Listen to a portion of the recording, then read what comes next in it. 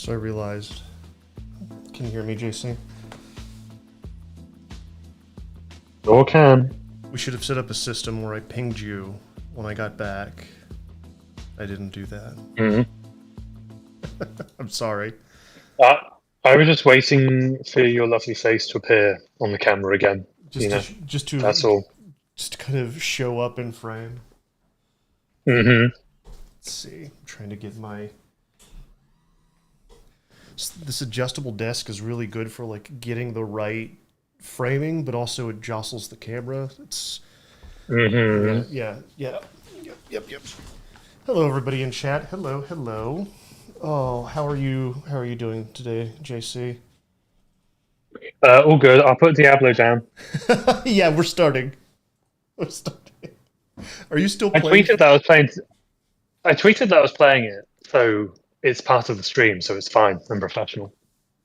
Can everybody hear everybody okay? Chat, everyone sounds good. Everyone sounds fine. They'll tell me if it's not. They'll tell me if it's broken. Um, Hmm. so you're still okay? This is something I think you told me a little bit about, but you're playing D3 ahead of Diablo 4, but you've completed Diablo 3. Yeah, I've played a lot of Diablo 3 over the years. It's about 400 hours now, which is probably not a lot for a lot of people. But with D4 coming out, I went back and they have a really interesting season. Every season introduced new power mechanics, that sort of thing. And you can just be crazy powerful this time. And it's sort of like a send off to the game. Mm-hmm. So I've completed D3 in the sense that I've done all the seasonal challenges, I unlocked everything, blah blah blah. Of course, it is an infinite game, and you could always get stronger. So I'm kind of just doing that because it's fun in its own right But the until the prestige levels don't until top out. June. Or Paragon levels, I No, guess they call them. yeah, you can basically go forever. I'm 1600 right now in Paragon, which is not crazy high, but it's not low either. It's like medium, I'd Right. say. So you can just keep going, and I will do that probably until June when I will disappear from the face of the earth when Diablo 4 comes out, Did you and then take re-emerge about a month later. Did you take time off for Diablo 4?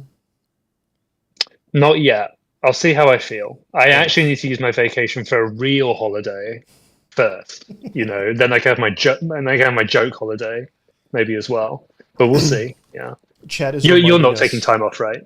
for Diablo 4. No, no. Hmm. I'll definitely play it because as we kind of discussed, I was surprised by how much I enjoyed it when we tried out that trial weekend.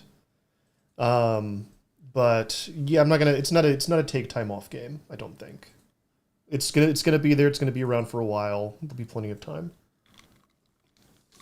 I think that's Uh, fair.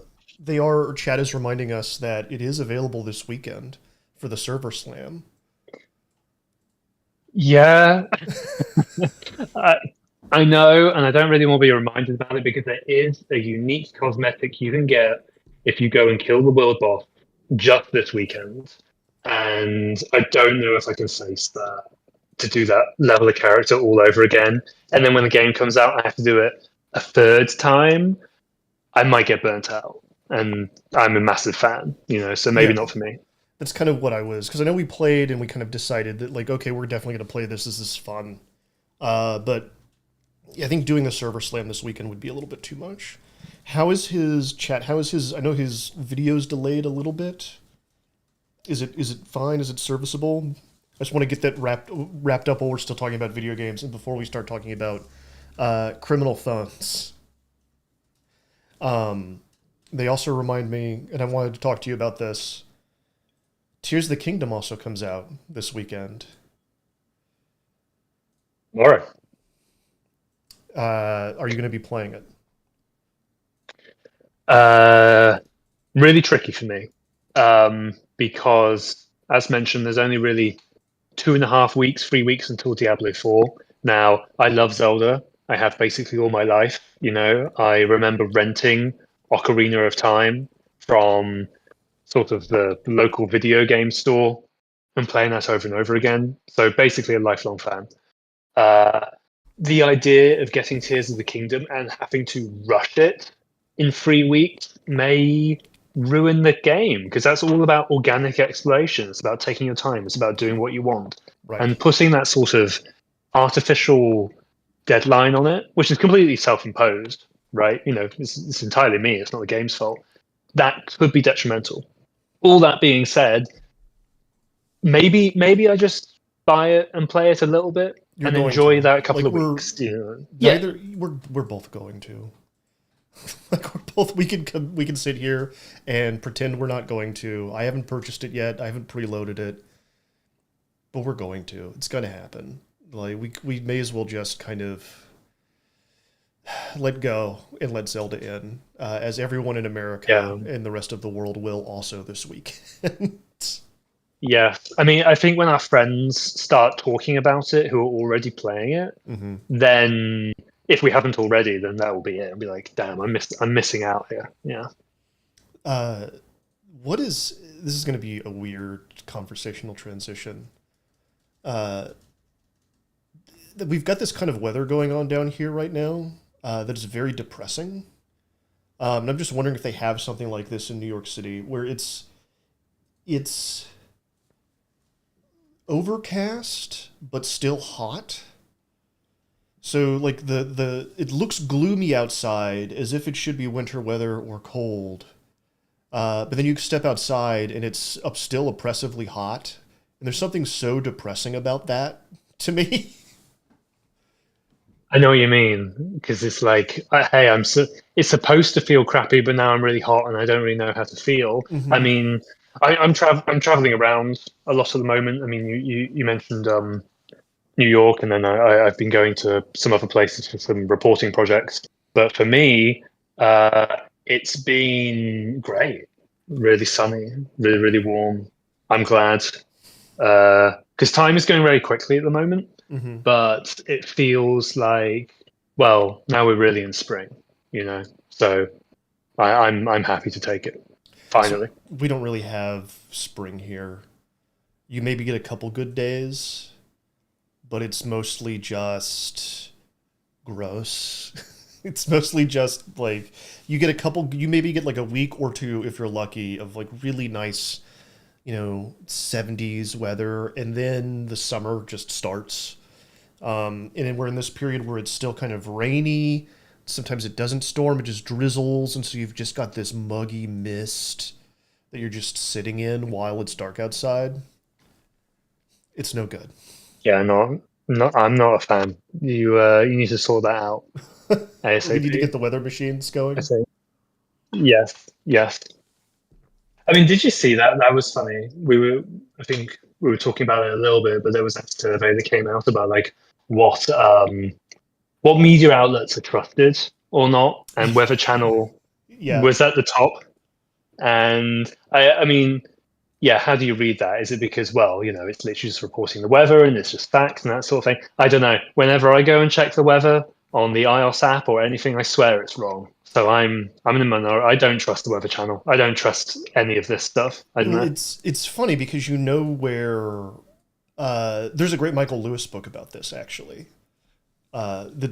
But do you know where like all you know that all weather information basically comes from the same place in the United States? It's like all Right. federal government run satellites and programs. And so anything you see on the weather, it's basically like all these outlets are competing to see who can get to the data the fastest and who can process the data the fastest. Um, and so what you're saying is that you don't trust the federal government, which Yeah. fair Yeah. enough. Basically. But I can't remember what the name of I mean, I'm okay with that.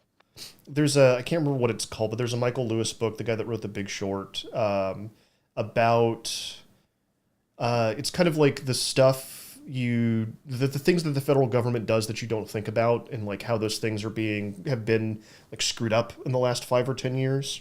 And there's a big section about like America's weather satellites and the National Weather Service, and the companies that compete to like aggregate that data and like sell it on to people. It was pretty interesting. I'll have to find the name of that here in a minute. I think it's the coming storm. That's Is that right? no, that's the coming storm. Isn't that about the Isaac Storm in uh, it's the guy or Eric Larson rather. Hold on, we're gonna find this out. We're not Yeah, recording the podcast right now. yeah. This isn't a podcast. It's fine. We're just streaming. We're just hanging out. Let's see. Let's see. I don't know. I googled. What was it? You say Michael Lewis weather book? I'm really good at googling. You know, my Googles are either insanely stupidly broad like that, or incredibly precise like file type PDF site asterisk .au or whatever. The Fifth Risk, Oh, there you go. Okay. which the coming storm is part of the Fifth Risk. So it's like looks like it was a Ah, series that okay. he did for Audible, which makes sense because I listened to it. See. So yeah, there we go. Fifth Risk. If anyone wants to give that a listen or read that, and it's pretty interesting. Another thing I wanted to talk to you about. Hmm. I've needed a laptop for a while. I've got some trips coming up. I've never had a Windows laptop I liked. I finally pulled the trigger on something. You're a Mac user, right? Currently, yeah. Currently. I pulled the trigger on an Air. I'm gonna give this a shot. Ah, Do you have any yeah, tips yeah. for a Windows user that is making the transition? Uh, Definitely invest a little bit of time in learning the keyboard shortcuts. And like, I don't know how you use your Windows PC, but keyboard shortcuts are an essential part of basically every single task I do on a Mac. The biggest one being Command and space brings up like the universal search. So I need to find a file, I need to find a system preference, anything like that. I just have it immediately. And as I learned from years of using Ubuntu and Debian and Cubes and Subgraph and all of these Linux variations, you can't do shit like that. You can't do something that's convenient. You can't do something that easily backs up your data, and that's why I'm here now. So I would do, but you're also an Android. You're an Android user, right? Yeah, so this is like my first. Oh, this is my first Apple device ever. Because I've only ever Mm. used Android phones. I've only ever used Windows laptops and Windows machines. I've done some like sideways Linux stuff on Chromebooks, but it's like just a little bit too much of a pain. And I've also like I've liked Chromebooks, but they're either like way too cheap or way too expensive.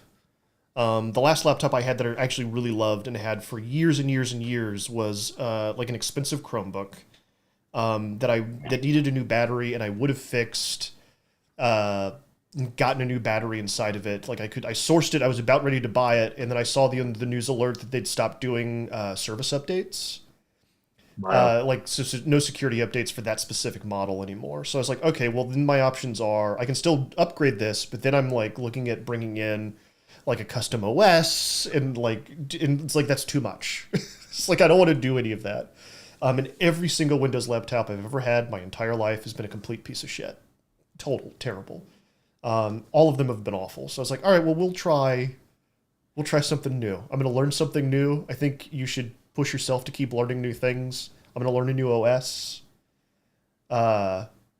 I'm going to try it. Somebody in chat I is mean, saying that's that. that's the point. Go ahead. Sorry. Somebody in chat is saying that you're going to hate it when people randomly airdrop you, though. What does that mean, JC?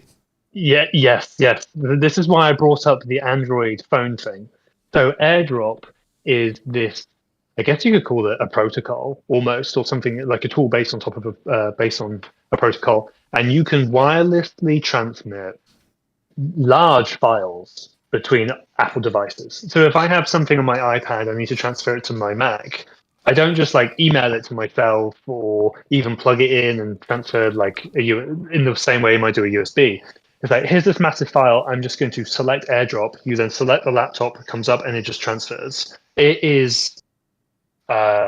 basically works like magic. And I hate saying that because I sound like such a fanboy, but it's when I moved from Linux to Mac, and the things that worked were Time Machine backups were automatic, consistent, and all encompassing. And then AirDrop was phenomenal, and it just made my life so much easier.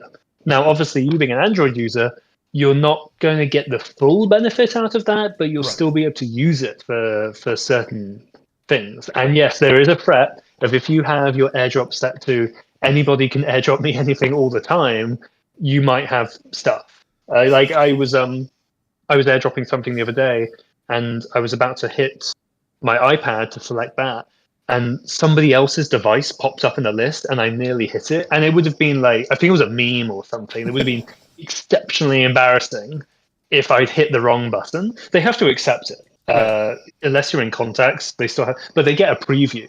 I seem to remember. So yeah, sure, that is a risk. In the same way, Apple AirTags have some risks as well. But the ecosystem and the functionality is that I'm just at the age where I just can't be asked to do certain things, and I'm really, really tired. And you mentioning like you're a bit tired, that was the vibe I was getting, and Yeah, that's yeah, when you yeah. switch to a Mac. I don't have time for this stuff. I want it to work. Yeah, and that's kind of why, because it seems like uh, when I was researching, like, all right, what bloatware do I have to delete off a Mac when I get it? And people are just like, well, it comes with useful programs. And I was like, all right, but there's no like Alienware front end that's stuck on there forever that eats up all the RAM. It's like, no, it just works out of the box. It's fine. It's Yep. like, that's wild and wonderful. Remember, I had a friend that bought a phone once. I think it was a Samsung phone, and they had like a copy of one of the Transformers movies, one of the Michael Bay Transformers movies, that was just on their phone forever. It just came preloaded on there, What? and they could not get rid of. What? That's Yeah. insane. I've Yes. never heard of that. Yeah. This is why I buy. This is like why when I buy Android phones, I always buy like the Pixel devices, because I know that it's just going to be the phone. Just like the basic version of the Android software, and I'm not going to get anything weird on it that I don't want that's stuck there.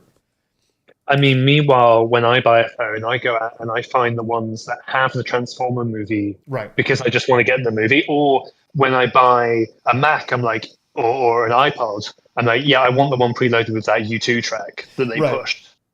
I want that, just give me that. I don't even Yeah. want the phone. Yeah. Yeah. They just somebody just brought that up, that they did drop a U2 album forcibly into everybody's thing. But the thing is, like, when that happened, that was a news story. Everyone was talking about it, and everyone was upset. Windows machines, Windows laptops, and Android devices. That's just the way that life is there. You wouldn't be shocked to find out that your new Samsung phone has a U2 album on it. It's just the way it is. That's what you get for buying a Samsung phone, right? Yeah, at best, the U2 thing was a piece of basically, insipid malware. Android phones, meanwhile, have real malware. Obviously, I'm generalizing, but I don't know. If you keep yourself clean, it's fine. You know, if you're not going to some of the dark places that the phones we're going to be talking about today will take you. Listen to that. Wasn't that a great segue? Do you want to record a show? You want to do that? yes, let's do it. All right. Let's do it. All right. We've got this lovely thing now where I put on the on-air symbol. So I'm going to walk us through all of those. Get all the on-air symbols on so everyone knows that we are recording. Don't turn off the graphics. Make sure that that's nice and big. All right. Go back to...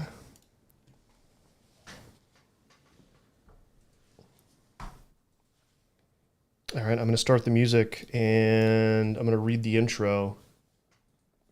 Let me do actually a cold read on this intro, because I always screw it up the first time, so I'm going to do that real quick in my fast talky voice. Hello out there in the internet, I'm Matthew Galton, this is Cyber. We talk a lot about encrypted phones on the show. Everyone loves a secure communication channel that no one can peer into, but some companies, well, if there's criminal activity going on, they're going to sell you out. And the cops have gotten very good at setting up honeypots and hacking into existing networks. But there's one encrypted service we know out there that is, as far as we know, still secure. It's called Number One Business Communication, and it's a favorite of the Italian Mafia. With us here today to tell the tale is Joseph Cox. All right, let's do... Does that sound good? Is that all accurate? Yeah, Okay. all sounds good. All right, let me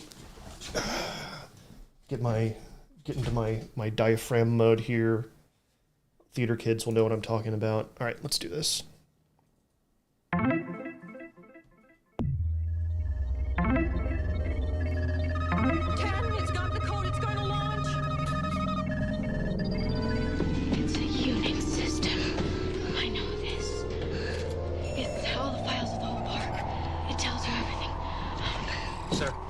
uploading the virus.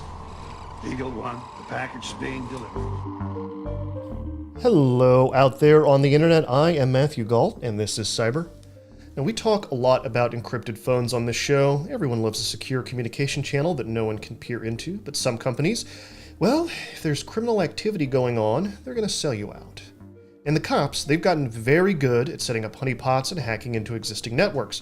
But there's one encrypted service we know out there that is, as far as we know, still secure. It's called Number One Business Communication, and it's a favorite of the Italian Mafia.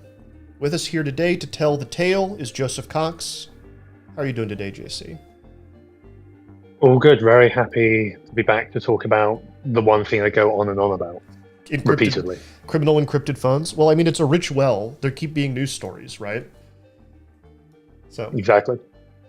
All right, so first off at the top, I want to mention that this piece is a collaboration, right? It was not just Motherboard that did the investigation here. Can you tell us a little bit about who you wrote this with?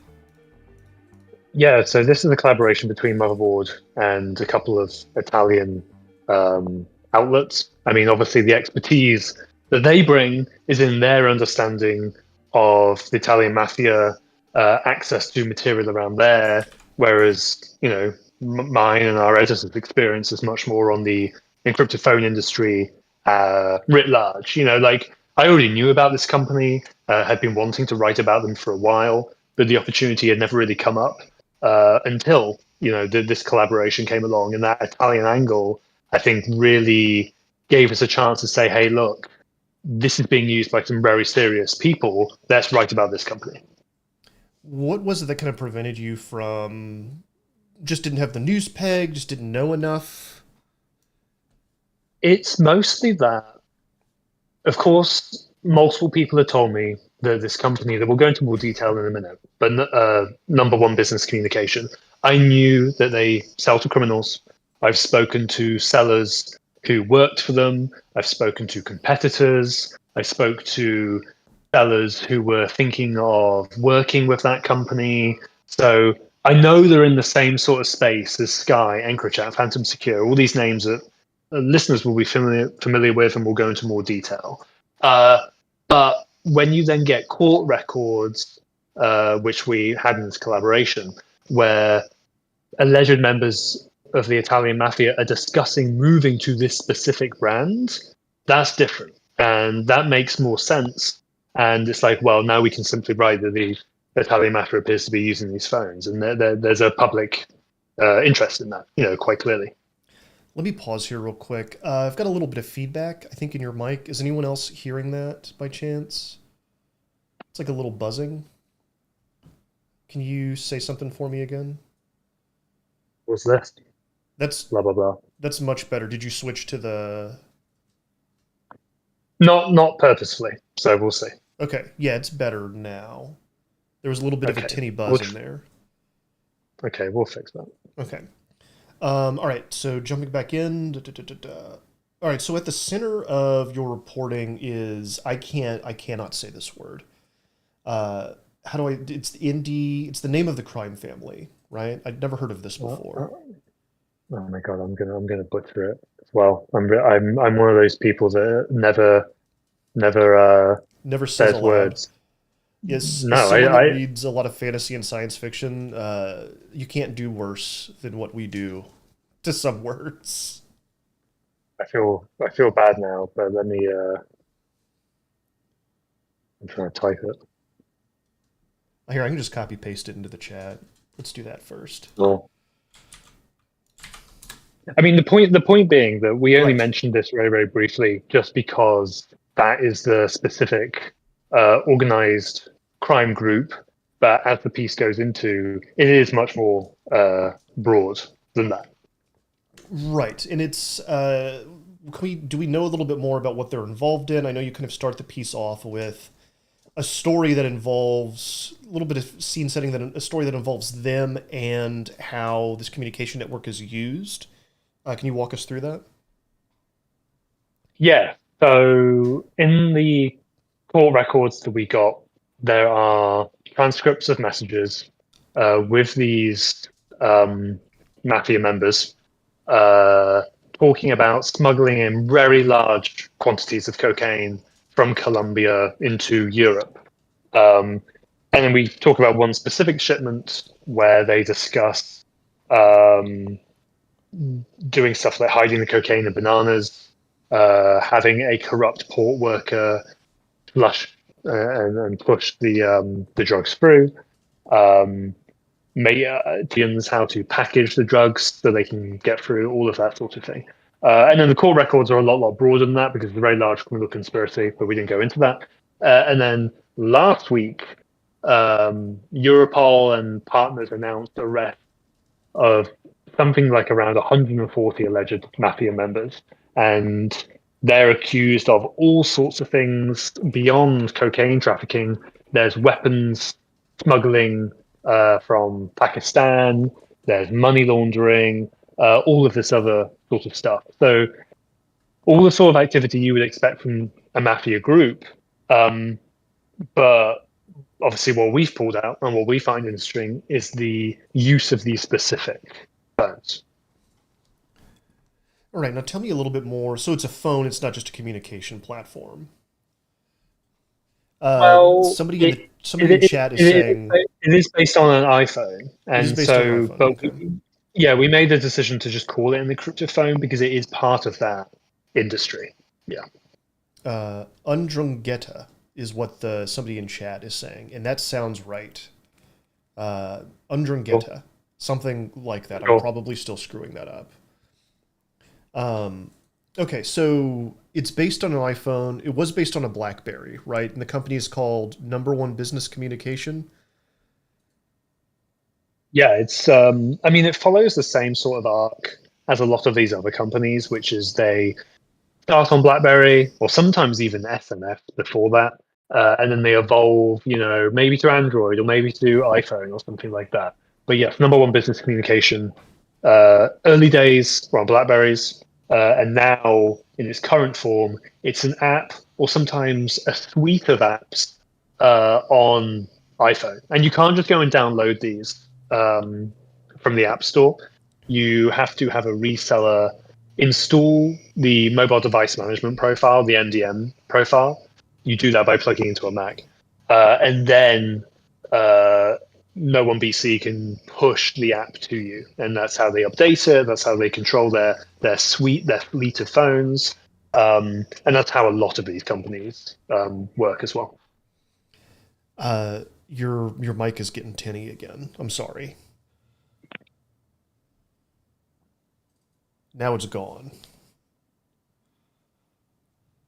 I'm gonna try and switch to the main laptop one. Gotcha.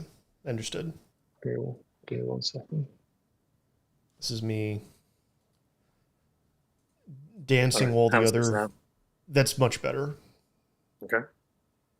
I was dancing as the Vice channel wraps up its stream and sends all of its viewers over here with a rating party, which is absolutely lovely. Thank you, everyone, for coming to check us out. So tell me a little bit more about the way that you break open an iPhone and get this kind of encrypted communication network set up on it. Because I was led to believe, the iPhones are supposed to be incredibly secure. You're not. I mean, I know people jailbreak them, but this is the kind of thing that it's not supposed to be easy to do, right?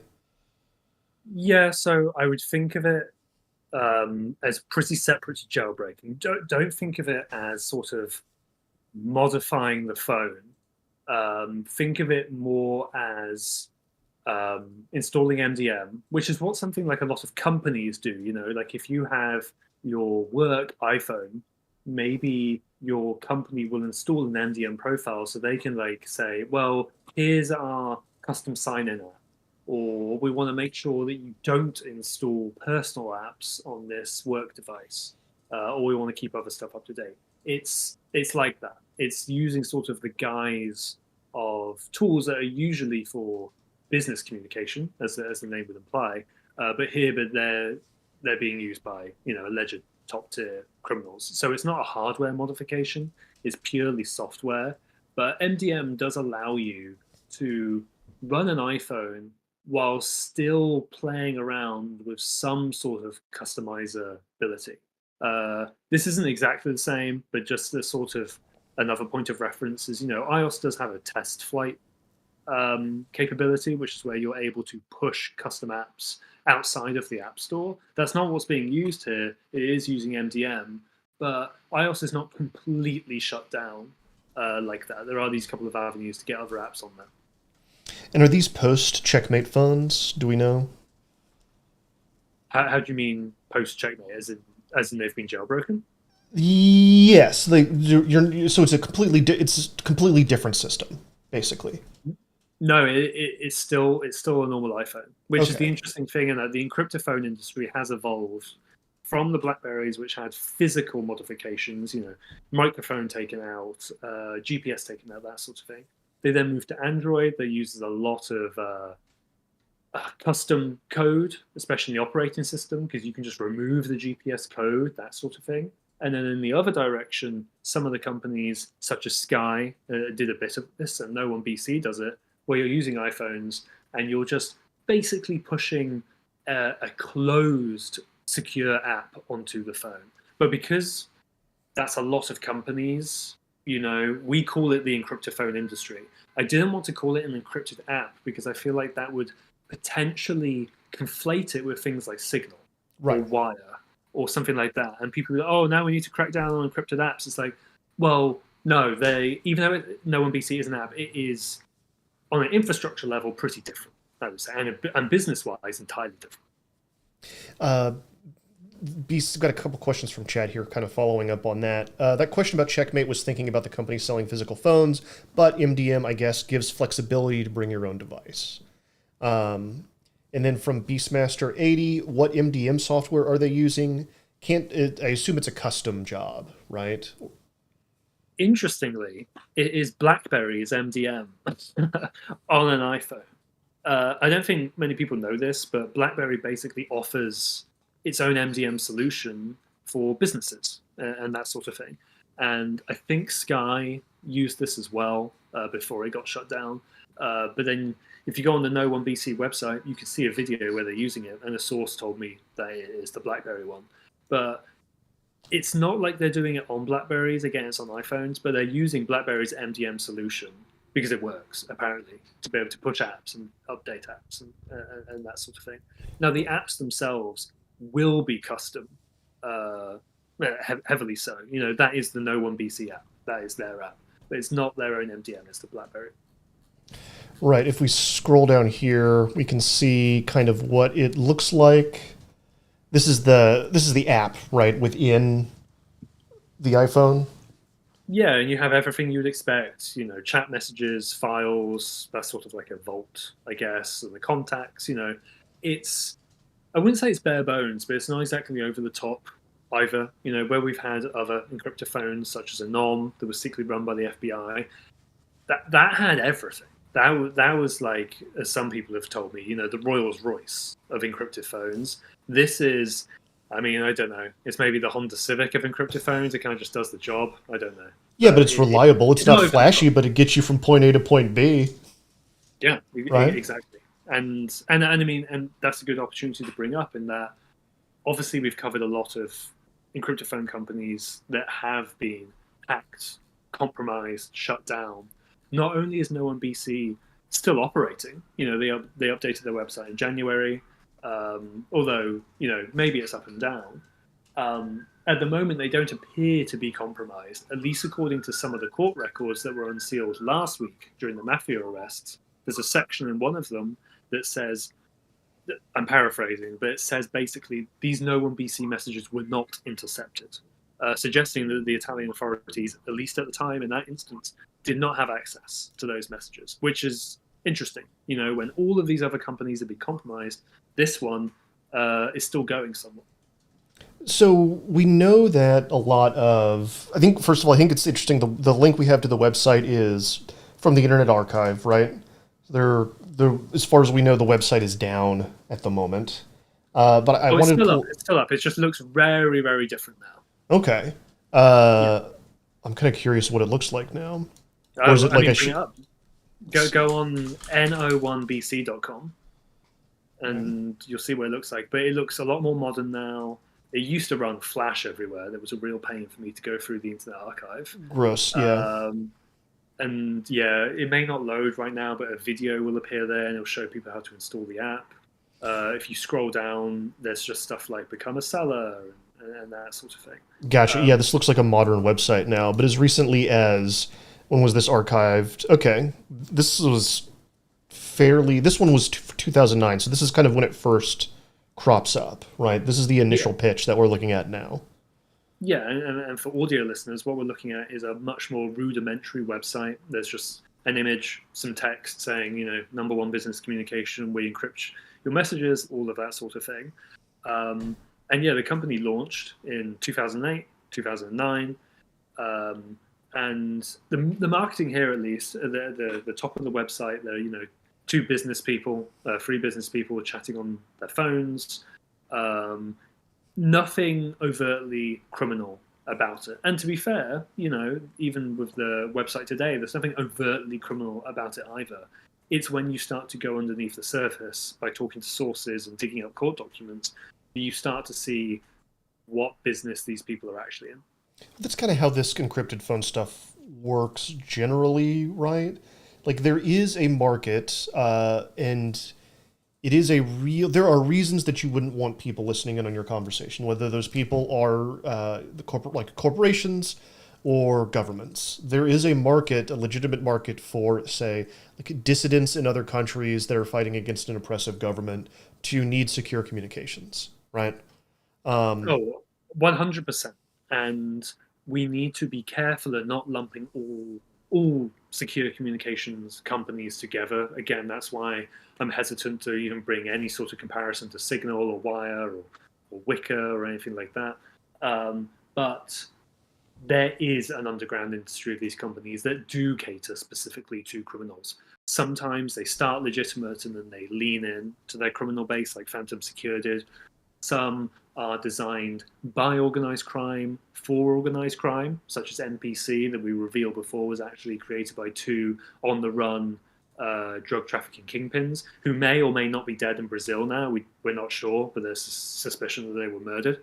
And then you have other ones, such as Sky, that was the biggest, which claims it's entirely legitimate, but it undoubtedly serves massive slices of the organized crime world through its distributed network of sellers. So it's a move. It's sort of either black or very grey, but these are the companies we're talking about. We're not talking about the Signals and the Wires and that sort of thing. I've got another question from chat. I think speaks to something we talked about kind of at the top of the show. Is it known if the app IPS images have ever leaked publicly? I had a bit of a look around, and I couldn't find one immediately accessible. I did find versions of their Windows phone app and their BlackBerry one, but I don't have a Windows phone or a BlackBerry, and I really could not be bothered to go through the steps of emulating that on a tight deadline. But I haven't seen a version of the modern iOS release. I would love to have a go and poke around one. Like I have the Sky app, I have the Cypher app, I have the Anom phone. I don't have an OMBC one right now. So where would you even get a BlackBerry now? I'm sure there are places that you can go and just get a BlackBerry, right? You can probably get one on eBay. What am I saying? You can get anything on eBay. eBay would be the place. And sometimes you can even get the encrypted BlackBerries on eBay as well. Like during the time, you could get those sort of things. If I want a number one BC phone, for whatever reason, how would I go about acquiring one, and what would it cost me? It's very similar to how you get phones from these other encrypted phone sorts of companies. You would typically need to know either a distributor or maybe the resellers below them. It would be, maybe a face-to-face meeting, that sort of thing. We did also find a few phone shops that do sell these. And now I say phone shops in a very general sense because I'm not talking about your T-Mobiles, your Vodafones, that sort of thing. These are independent phone shops where you might go in and they'll sell refurbished phones. They'll also sell all sorts of other things, such as like money counters, They may sell laptops as well, but sometimes under the counter, or if you know what to ask for, they will sell you these sorts of encrypted phones. They may not do it if you're a completely random person off the street, but that's how you might go about one. It's basically a distributed network of people you need to find. So, interesting point from Beastmaster80 again in the chat. With MDM, you control various aspects of the devices, and you can see everything if you want to. So, I wouldn't even think about getting one. Yeah. I mean, that's one of that's why a corporation uses an MDM, essentially, right? Because you want to be able to have a top level of control over what's going on in the device. Yeah, and it's entirely beneficial to them, and it does have benefits for the encrypted phone industry, but it does present a risk as well. I mean, if I remember correctly, when Sky was hacked by European officials, in tandem to that, US officials seized a bunch of domains belonging to the company. And then I'm not sure exactly what happened there, at least in the way I can say publicly right now. But the BlackBerry MDM was an issue there as well. And it somehow interfered with the operation of the phones. I'll say that. So it does present a risk as well to these criminal users. Another good question from chat that I think you kind of get to at the very beginning of the story, the written version. Are there any open source criminal message exchange protocols so that you can phone someone with a different brand of criminal phone, or is this a walled garden? Yeah, that's a really, really good question. It used to be a lot more open because these encrypted phones used to just send PGP emails to one another. And, we know that email is interoperable, right? You can use a Gmail account and you can send a message to a Yahoo account or whatever, right? That used to be the case with these phones because they were just basically sending emails that happened to be encrypted as well. Then Phantom Secure and some other companies very early on this space realized we don't want that. We want people to be closed on our network and only allow them to communicate to one another if they both have our phone. It's a business decision, right? And it also has some security benefits as well of keeping people out. And that is basically the norm now, where you'll have these companies, be them Sky, be them Encro, be them No One BC, and they're typically closed networks now. And I mean, they generally don't send encrypted emails anymore. It's either something based on Jabber, which is a way of sending instant messages to one another, and then you'll add encryption on top of that, or as EncroChat did, some of them just use the Signal protocol, which is out there. It's open source. It's fine. You grab it, and then you basically made your own Signal, at least under the hood. So you talked to one of the resellers. Can you tell me a little bit about what that conversation was like? What were their motivations? What could they tell you? Yeah, so this was a former No One BC seller who I've known for some time. Through years of reporting this, because I think we're basically the only outlet that has treated encrypted phones as an industry in themselves in the same way you might cover Facebook or Twitter, right? So you build up a lot of sources during that time.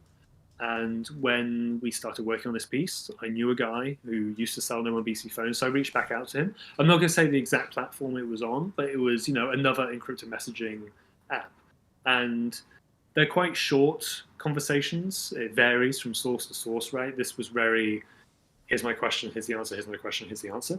But they provided some very useful information about how much it costs. And, it was something like, I think, 1,300 euros for 6 months. They pointed out that No One BC doesn't offer 3 months like some companies do, because what a lot of users like to do now is that while these companies are being targeted, they don't want to stay on any one platform for too long, so they may not want to buy a 6-month or a 12-month subscription. Maybe they just want to get a 3-month subscription, do their drug trafficking operation or whatever, and then move on to another phone. So they were kind of lambasting No One BC for that. But that's how a lot of these conversations go. I do talk to sources in other ways, and without getting more specific, I sometimes meet these people in person. I won't say who, I won't say where, but I treat them the same as I treat any other source, which is generally with respect and fairness and I'm just hoping to get information I think is in the public interest. And that applies whether they're, from law enforcement, whether they're a drug trafficker, or whether they're somebody who sell these phones. It's actually not all that different. Can you tell me a little bit about one of the kind of characters behind the company? Because it's another one of the interesting aspects about this story is kind of how much you report on the inner workings of it, and like who's kind of behind the business. Who is Roy Livings? Sure. So before I just go into specific names, this didn't get into the piece because I think it's clear, but it's good to say it out loud. I don't typically do journalism, and I have done some, but I don't make a habit of doing, hey, here's the guy behind this. You know what I mean? Because actually, at the end of the day, I don't think individuals matter that much. What is interesting is the sort of person that is and what it shows about the phenomenon or the company or the trend you're looking into or whatever it is. So the reason we've named people here is because they come from very distinct backgrounds, and it shows you that No One BC is not a straight clear-cut company. Right. And now, yes, and now I'll explain who these people are, and listeners will understand what I'm talking about. Roy Livings was somebody who was selling No One BC phones. This is according to some really old court documents we got back in the days when No One BC was on BlackBerry. And he was eventually convicted for importing 168 kilos of cocaine. That's a lot of cocaine. From, I can't remember where, but into Portugal via a yacht. And he's caught, ultimately, convicted of cocaine. They find a briefcase full of these No One BC phones. He's convicted. You then have somebody else very soon after, Elie Gambel, I think is how you pronounce his name, and he was also selling these phones, or at least had his name on the corporate records, and then he was convicted of money laundering. And this was in 2011, 2012, up to 2014, all around that sort of time. So relatively soon after the company started. And it's already got somebody who would later be convicted of massive drug trafficking and somebody who was later convicted of laundering millions of euros of Colombian drug money. They're not the sort of people you may not want working for your company, or maybe you do if this is the sort of company you want to make. But that's why we immediately included them, because you can see that, okay, this is not an ordinary phone company. And you also got you kind of found out information about one of the tech people too, right? Yeah, there's basically two other people we named, and we'll talk about the other one in a minute, but the first one is this Ukrainian technologist, is how I describe them. The name's in there, and how I found this was I just went through the who is data of the domains of No One BC, and then, you find various other domains, you pivot off those, you go through that who is information. And because this company is fairly old now, we're only talking about it now because we know it's being used by the Mafia, but it's been going for years and operating in the shadows. It's existed before GDPR, which basically ruined who is data by making everything private. So if you go far enough back in the data, you can find who's linked to these websites, and that's what I did. I then did various other things. I found his LinkedIn. I found a testimonial that this isn't in the piece, but I found a testimonial that he left on the plastics manufacturing website saying, thank you for making our token. And I'm pretty sure that relates to this other extra tool that No One BC sells.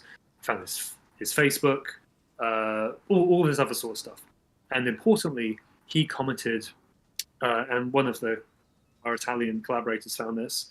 He commented on the Facebook profile of that convicted money launderer, who already know is linked to No One BC. So you start to find connections between all these different people, and at first you're not sure. Well, maybe this just isn't. Maybe this is the guy with the same name. You know what I mean? But then you find, well, no, he's in direct communication with the guy who was selling for the phones for No One BC and then was convicted of laundering millions of Colombian drug money. And I thought that was interesting because you have to remember there is always a techie behind this. Often it's not the sellers. Sometimes the sellers are just the guys with the connections. Maybe they're in drug trafficking themselves. Maybe they're selling these phones as a sort of legal or semi-legal stepping stone to get out of the drug trafficking business. And that's how they justify it to themselves, and they believe it's legal. Sometimes it is, sometimes it isn't. But then you also have the techies as well who are making the app. Now, I don't know whether this guy fully designed the app or not, but he describes himself as a CTO on his LinkedIn. So I believe he's linked to the tech side. Why do you think this thing has had such a? Is it as old as 2009? The oldest instance you were able to see, or does it go back farther? I think the domain itself was registered in 2008, but the first useful archive I saw was 2009. So around that time. It seems like the shelf life of these companies is not very long. We're talking about Sky and some of the other companies and programs that we've covered on the show. This one is still around, going strong, apparently. How, what makes it so successful? That's a good question. And I think you're right about the shelf life of some of these. And, all of the major players, except No One BC, have been taken out. As for why it's still successful, I mean, I'm not in the room at the FBI, at Europol, or anywhere like that. But I asked the San Diego FBI, who investigated Phantom Secure and shut it down. They investigated Sky, and the ones who made the Anom platform. I asked the San Diego FBI, are you aware of No One BC? They say yes. Well, are you investigating it? They decline to say.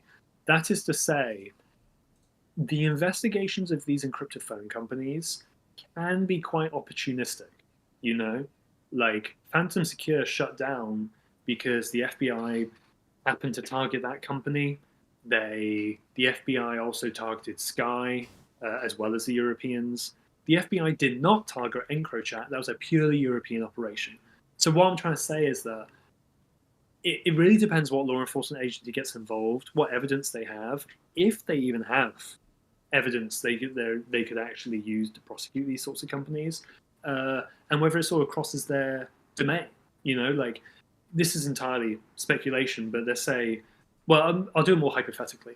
If I'm a law enforcement agency and I kind of know No One BC is sketch and they're probably doing criminal stuff, I'm not going to, or maybe I can't, launch an investigation unless it has some sort of nexus to my own agency or my own country. Right. You know what I mean? Like maybe, and it says this in the piece, a source tells me that No One BC is particularly big in Serbia, Croatia, that sort of thing. If I'm the German police, maybe I don't care about that, or maybe I can't care about that just yet.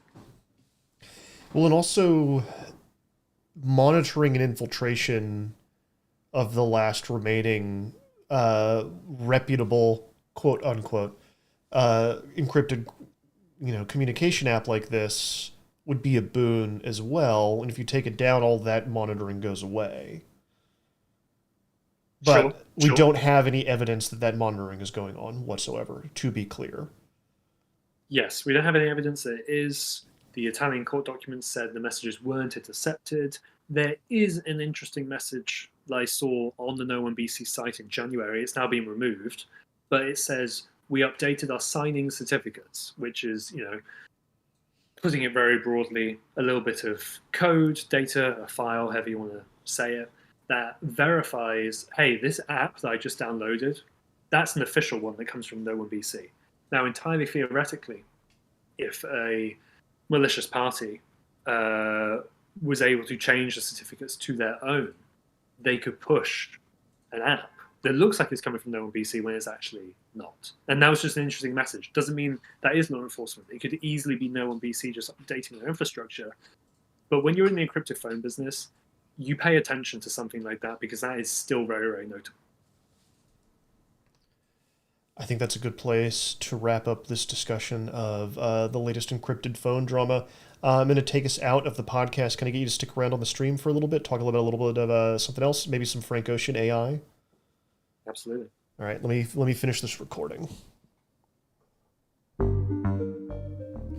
All right, Motherboard listeners and viewers, thank you so much for tuning in. If you like the podcast and you are listening after the fact, we do record these live every Thursday around 2 p.m. Eastern. We are up on youtube.com/Motherboard TV and at twitch.tv/Motherboard TV. Follow us there to be notified when we go live. We're going to have Cory Doctorow on next week. We're going to be talking about his new book, Red Team Blues. I've not quite finished it. I'm almost done. It's really good, and I'm very excited to talk to him about it. It's a crypto noir And it's gonna be a good chat, and I hope that some of you will watch it live next week. All right, I will see you all then. Goodbye.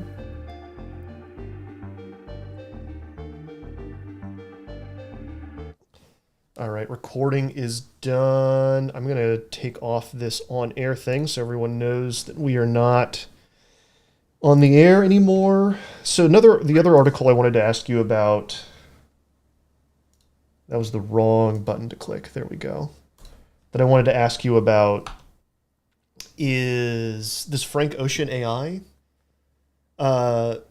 What? So I know this has happened a couple different times, but like a Frank Ocean leak hit the internet, and apparently it was all AI generated. What? I know you reported this out. I was out while this happened. What was going on? Yeah. So there are Discord communities and underground forums where a lot of leaking of unreleased music happens. Maybe it's a demo track, maybe it's a Kanye track or whatever that was cut from. I'm just making this up, but because there's a lot of Kanye stuff around it, which is obviously problematic now in its own right as well. But this piece isn't about that. So you have all these communities that are obsessed with that. It's sort of half collector, half leaker, all that sort of stuff. This Frank Ocean track comes out, or rather a snippet of a track, and people go crazy for it. This Frank Ocean has not released any music since like 2016, at least an album. There are some singles, but nothing substantial. And from that, everybody gets incredibly excited. And this person who leaked the snippet then starts selling more tracks privately. I spoke to this seller, and they're making thousands of dollars by pushing this unreleased Frank Ocean music. Time goes on. After a few days, something like that, people start to realize basically all of this was AI generated, and this person's been making money by scamming these people. There are some slight nuances in that the scammer maintains to me that one of the tracks was real, and they leaked that to build credibility to then be able to sell the fake tracks.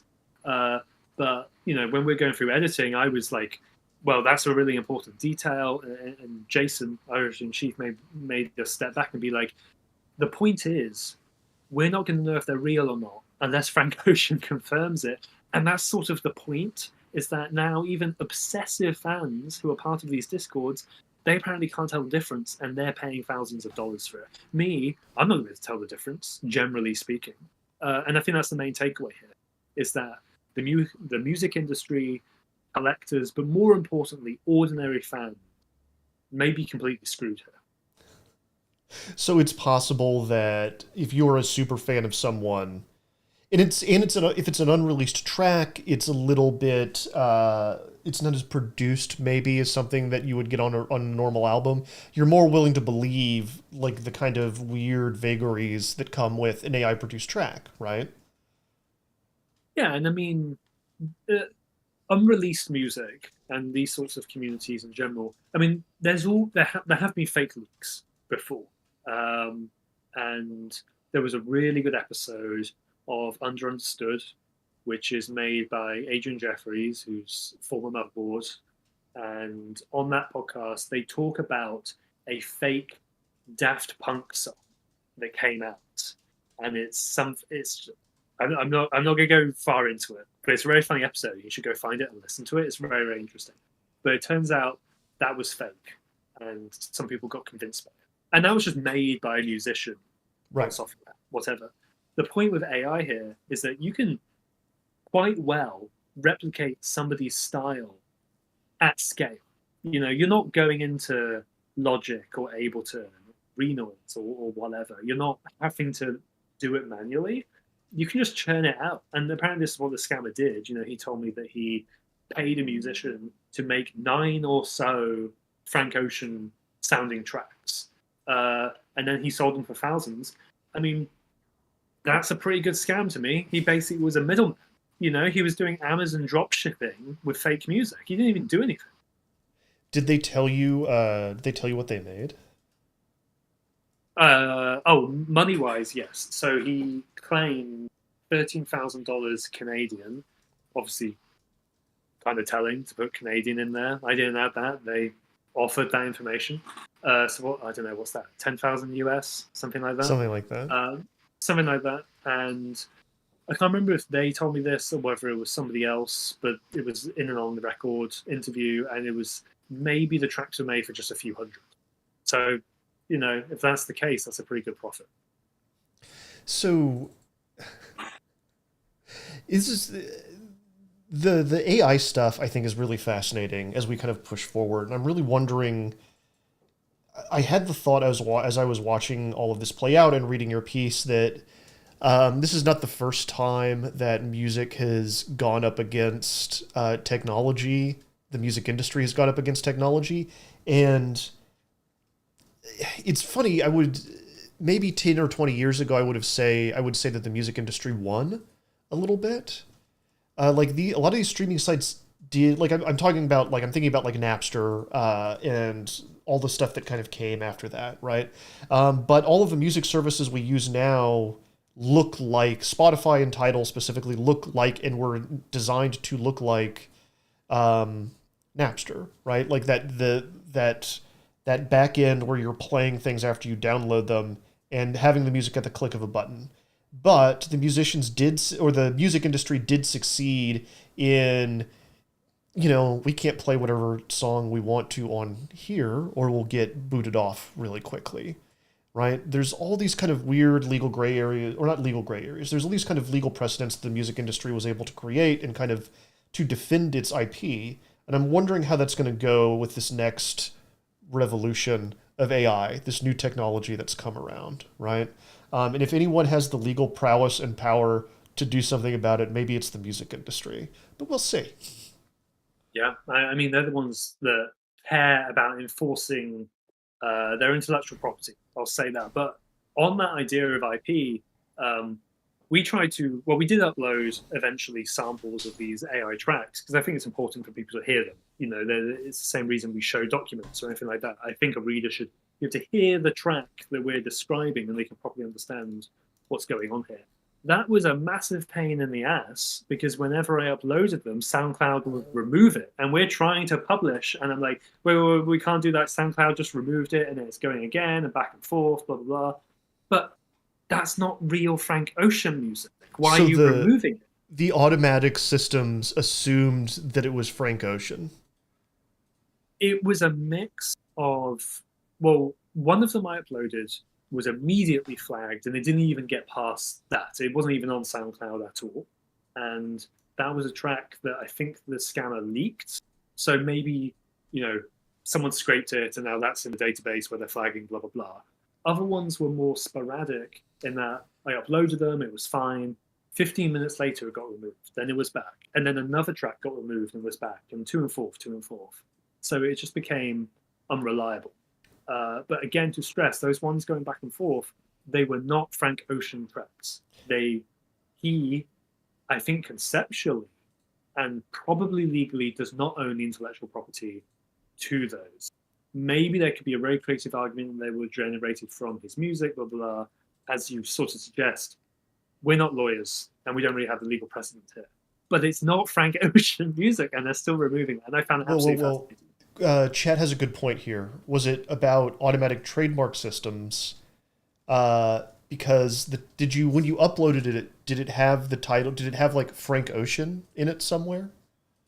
So we thought of that. So the first track I uploaded that I said that got immediately blocked and didn't even make it onto SoundCloud, that did say the line, the name of the track, Frank Ocean. We're like, okay, it must have been just because I'm an idiot to include a Frank Ocean. Then we tried it again, and it still didn't work. Again, maybe that's not a completely fair test because now maybe I caused the flag. Right. I do think it was maybe already. The other ones have no mention of Frank Ocean in them. They don't say that in the metadata. There's no metadata in there, at least no obvious metadata. The title doesn't either. So not on that side, no. So sort of a mix. And I just think it's interesting how they're going to deal with this. I mean, it's mentioned very briefly in the piece, but Spotify has been removing AI tracks because I feel like it's going to be seen as like maybe spam's too hard, but like the new spam of music, Yeah. and they're just going to get flooded with this shit. Well, this is what I've always said about this AI stuff, and where I think we're actually going with it. And I've written this a couple times. I've tweeted about it. Like, all I see when I see these new AI systems, the ChatGPT stuff specifically, that specifically, actually, because there's a whole bunch of different systems, right? I think about how I can't answer my phone anymore because it's just spam calls. That's all I get. Thankfully, my Android phone, as we discussed earlier, is really good at filtering them out. But like, if I don't know a phone call's coming, I'm not answering the phone because I get ringed 10 times in an hour and it's always spam. And I see like what AI is going to do, and like I barely use my email anymore unless I know a message is coming because it's filled with spam. Most email messages are bad. So I think AI is going to help supercharge like this kind of large scale spam in places like social media, and apparently on services like Spotify, where they're going to have to go to war to remove these AI tracks. And you know what? Like eventually we'll get around to having just complete, like somebody just copying to the sound-alikes. I think, and be like, well, there's not a new Frank Ocean album forthcoming, but here's an AI that sounds like Frank Ocean, that's been trained on Frank Ocean tracks and is good enough. It's good enough for a lot of people. They'll be like lounge acts, right?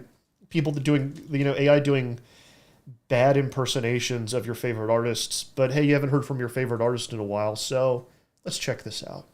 I don't know. It's just my dystopian brain spinning out a bad scenario. And look, I do think there can be artistic merit to this sort of thing. You know, before I did journalism, I was a musician, and I did a lot of conceptual stuff, a lot of stuff with code, all of that sort of stuff. If I was still doing that now, I would be all over this.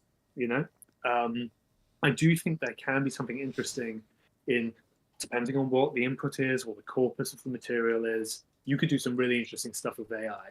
And it could a piece of AI generated music can absolutely have its own conceptual merit, and potentially also like its own auditory and musical merit as well. You know, there is a difference between a bad AI version of a Frank Ocean song and a good the AI version of a Frank Ocean song. You know, there can be a difference of taste, of quality, of, you know, how good is this AI, and there can be artistic merit in that as well. So I don't want to completely undermine it, but somebody's making money from this, and that's why we covered it, because it's a scam at the end of the day, you know. Yeah, I mean that was the I think the legal questions are a lot more complicated, but things become clear when it's someone that's passing it off as Frank Ocean music when it is in fact not, right? Like if they sold it as, hey, here is my Frank Ocean AI generated album, that would be different. Which is what our colleague Chloe wrote about for another artist, and in a Discord server, they were making an AI album based on all of these tracks. That's not what happened here. This was a scam. I'm gonna play one to see us out. To see us out here.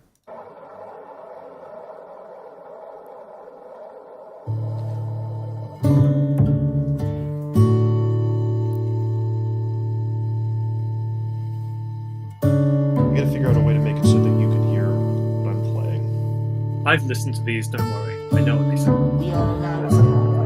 One day they'll stop winning, and someday you'll lose. I tried going down that hill, but which route would you choose?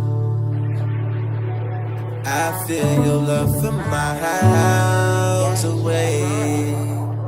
I hope you find yourself someday.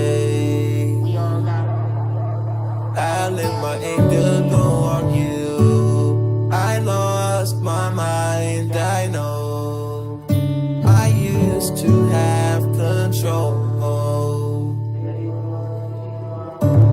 That's it. That's about a minute. We've got a couple other samples in the story that we've got pinned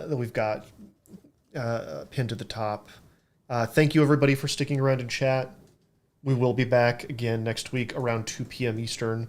We'll have Corey on. I'm going to ask him about enshittification off the streams when we're not just talking about his book. If you don't know what that is, it's the feeling generally that everything online is getting worse. So I'm looking forward to talking to him about that. That will be just for people that are tuning into the stream. So come prepared with your questions. It's going to be a good time. JC, I'm sure I will see you again in the near future. Goodbye, everybody. All right.